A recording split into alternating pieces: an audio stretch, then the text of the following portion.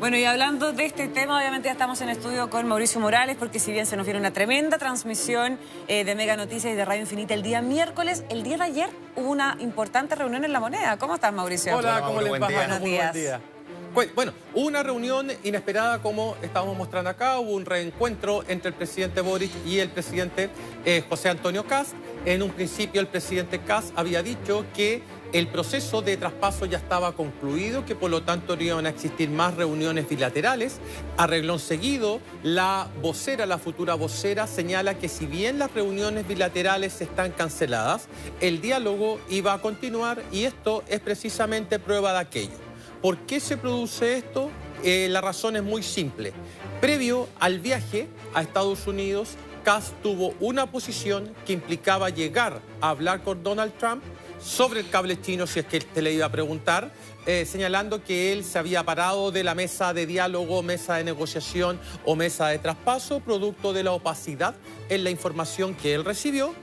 Una vez produció el retorno de Kast a Chile, la situación cambia radicalmente y se produce este encuentro que era inesperado desde el punto de vista político, pero que desde la perspectiva de la tradición republicana de Chile era lo mínimo que podían hacer dos presidentes, uno electo, otro en ejercicio. O sea, esto no se había visto, Florencia, Gonzalo, ni siquiera, o sea, si uno traza la historia republicana del 32 en adelante, nunca habíamos visto algo así. Incluso el cambio de mando, todos hablan del cambio de mando de Pinochet a Elwin, pero hubo otro cambio de mando que fue muy tenso en la historia reciente de Chile, que fue el cambio de mando desde el presidente Frei Montalva al presidente Allende.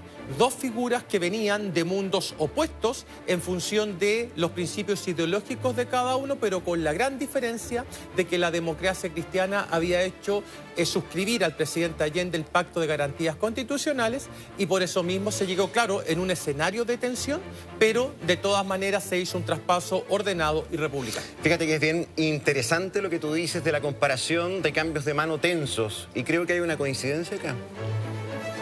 ¿Cuál es? ¿Cuál crees tú? El mundo. Fíjate que en el cambio de mando de Eduardo Frei Montalva y Salvador Allende, ¿qué pasaba en el mundo? Ah, claro. Guerra Fría, división, tensión, las dos ideas que se confrontaban y no había término medio. ¿Estaremos pasando algo similar? Muy probablemente, claro, en el caso de... Y con esto no quiero hacer una comparación intelectual entre los distintos mandatarios, pero en Frei Montalva y Salvador Allende estábamos hablando de dos figuras que eran no solamente líderes políticos de sus respectivos sectores, sino que fuertes líderes ideológicos, incluso reconocidos a nivel internacional. Acá estamos hablando de dos líderes de cada uno con su respectiva coalición que tuvieron el atributo de ganar elecciones. En el caso de Boric, una elección imposible. Recuerden ustedes cuando enfrentó a Daniel Jadwe, todos pensaron que Daniel Jadwe iba a arrasar con él. Gana Boric, pasa la primera vuelta y se impone en la segunda vuelta José Antonio Kast con un partido de derecha radical. Muchos dijeron es imposible que la derecha radical llegue al poder en Chile. Se presenta en 2013, saca cerca del 9%, va a 2017, avanza a la segunda... en 2021, perdón, fue en 2017 la primera, en 2021 y ahora en 2025 logra un triunfo aplastante. Ahora, yo sé que conversaron durante una hora, puerta cerrada en esta reunión, Boric y Kast. Hablaron varios temas, hablaron del Sename, del pueblo mapuche, del polémico cable chino. Pero no hay que desconocer o mirar en menos lo que pasó este fin de semana, en que José Antonio Kast, el presidente electo, viaja a Estados Unidos, viaja a Florida a reunirse en esta cumbre de las Américas, donde estaba Milei, donde estaba Bukele, donde estaban varios otros presidentes del mismo corte ideológico y sobre todo presidido por Donald Trump. ¿Cuánto podría estar influyendo la presencia estadounidense en este cambio de mando y en lo que se viene también para el futuro gobierno? Sí, es una influencia directa por varias razones.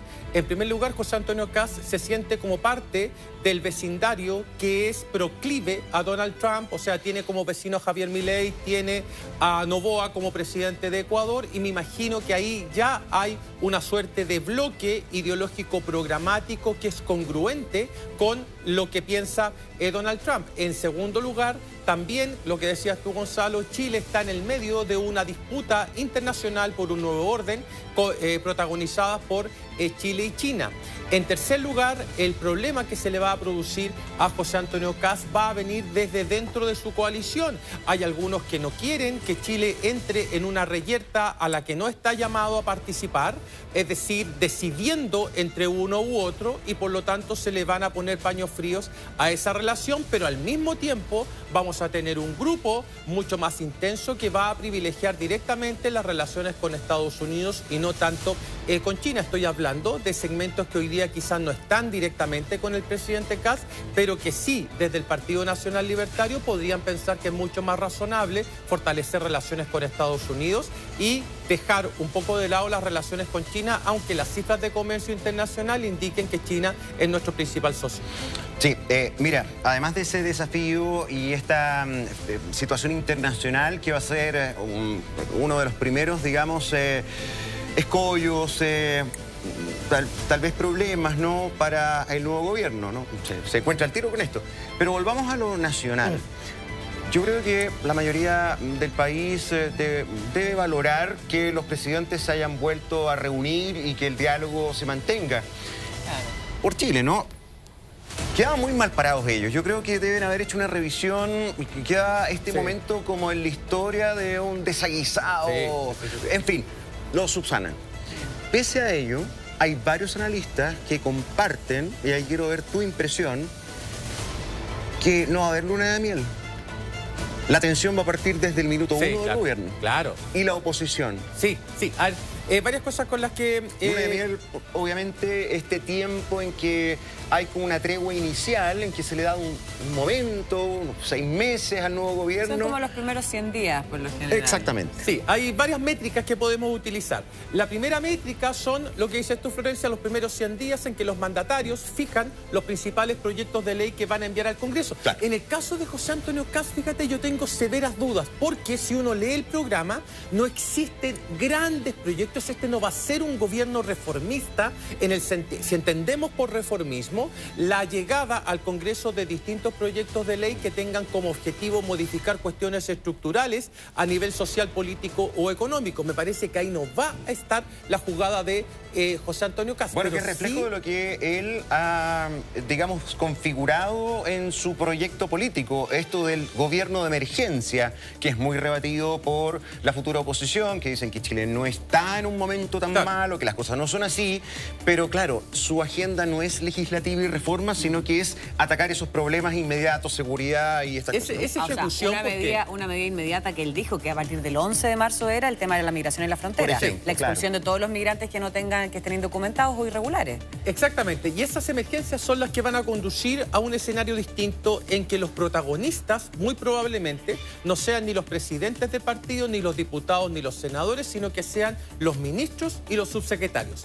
Una emergencia, claro, uno dice, el Congreso demora mucho en generar proyectos de ley, salvo cuando está en una situación crítica, como en el contexto del estallido social. Claro. Por lo tanto, pasarle al Congreso la responsabilidad de dirigir la emergencia no va en línea con lo que uno podría esperar de un gobierno de estas características. En consecuencia, creo que el poder va a estar concentrado en el gabinete del presidente, y por eso mismo es tan importante esto que decías tú.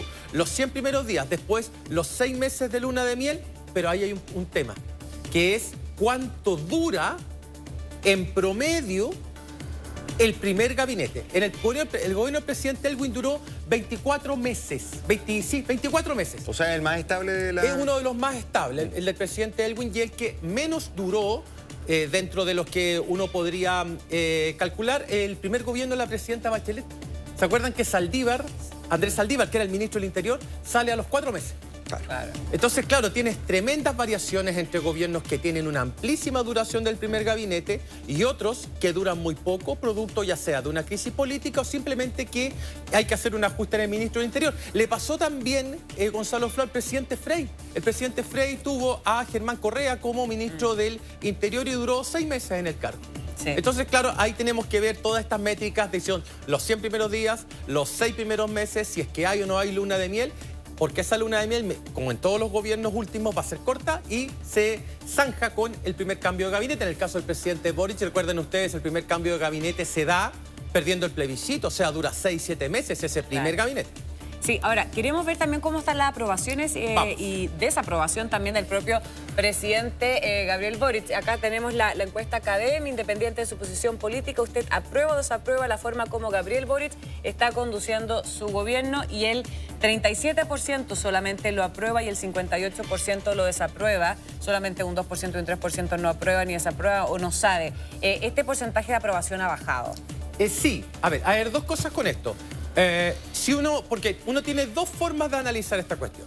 Primero, siguiendo la ruta, la evolución o la trazabilidad de la aprobación presidencial para entender las principales variaciones, y ahí llegamos a la conclusión de que el gobierno del presidente Boric ha sido el más plano desde el retorno a la democracia, con una aprobación que ha fluctuado entre 30 o 28 y cerca de 40 puntos, con un promedio cercano a los 34 o 35 puntos según la encuesta que estemos mirando. Entonces, si uno compara el promedio de Boric, es superior al de Piñera en el anterior como promedio y también al de Bachelet anterior como promedio. ¿Cuál es el punto acá? Que no existió una evolución de la aprobación presidencial y lo más doloroso, Gonzalo, Florencia, para el gobierno del presidente Boric, si nosotros pudiésemos desagregar esta lámina, es que los segmentos populares, el presidente Boric nunca se pudo ganar el corazón de ellos. En circunstancias de que en la segunda vuelta votaron por él. Este 37%, ¿a qué segmento? Estos son segmentos jóvenes y segmentos con mayores niveles de ingresos y educación.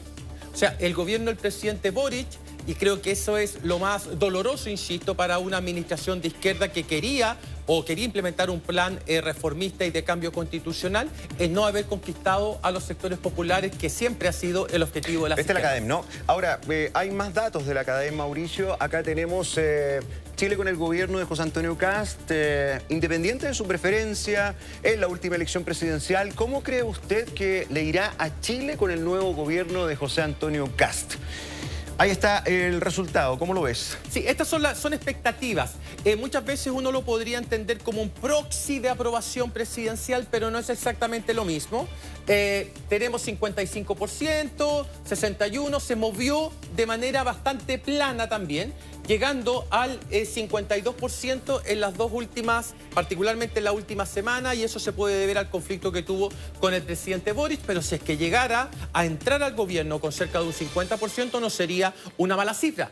Ojo, sí, muchos dicen, fue electo por el 58%, por lo tanto va a tener el 58% de apoyo. Eso fue en segunda vuelta. Si es que uno analiza los 7,1 millón de votos que obtuvo Kast en esa segunda vuelta, si uno lo lleva a padrón, eso representa no el 58, sino que el 46,5.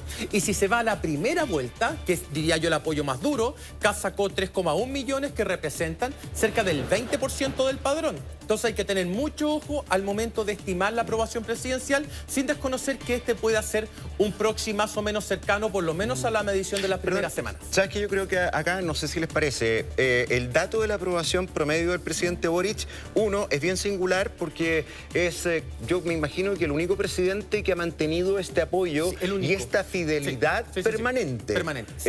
Así es. No es azar. Yo creo que ahí el presidente Boric y el gobierno se anota un punto en mostrar, incluso en los momentos más complejos, como el caso Monsalve, ponte tú, que esto no bajó demasiado, siempre se mantuvo en el 30, o sea, una feligresía bastante comprometida con el gobierno. ¿A dónde voy yo? Creo que ahora, cuando el presidente sale de la moneda, vamos a ver si esta fidelidad era con el presidente, con la persona, Gabriel Boric, o con el Frente Amplio. Sí. ¿Me entiendes o no? Sí, o sea, esa es una buena pregunta. Ese 37% refleja lo que el proyecto Frente Amplio representa, o era un apoyo incondicional al presidente. Claro, la duda que tú planteas es si este es un apoyo personalista o es un apoyo programático estructural, ¿verdad? Y la gran duda es si eso se va a mantener o no, y si es que, bueno, se podría mantener si es que el presidente Boric asume un liderazgo fuerte en el Frente Amplio y vuelve a personalizar esta aprobación presidencial, si es que esa es la hipótesis correcta. De lo contrario, el gobierno del presidente Boric va a seguir con niveles más o menos cercanos de aprobación retrospectiva o aprobación pasada en función función de lo que la gente vaya evaluando una vez ya concluido el gobierno del mandatario. Bien, gracias Mauricio Nos por vemos, este porque esté muy análisis. bien. Buen Chao. día.